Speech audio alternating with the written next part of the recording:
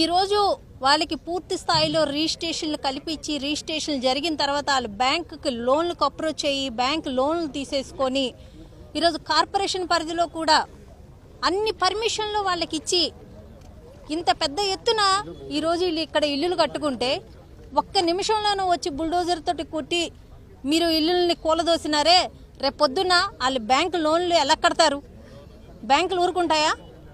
ఆ లోన్లు క్లియర్ చేయకపోతే వాళ్ళు ఊరుకుంటారా?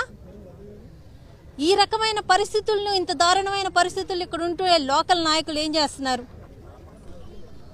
లోకల్ ఎమ్మెల్యే గారు ఏం చేస్తున్నారు? ఎంపీ గారు ఏం చేస్తున్నారు? ఇన్ని రకాలుగా వాళ్ళు ఎక్కే గడప దిగే గడప ప్రతి ఒక్క నాయకుడి దగ్గరికి, ముఖ్యమంత్రి దగ్గర నుంచి, లోకేష్ గారి దగ్గర నుంచి, పవన్ కళ్యాణ్ గారి దగ్గర నుంచి అలా ఎక్కన గడపంటూ లేదు, ఎక్కన చెప్పని అధికారులు లేరు.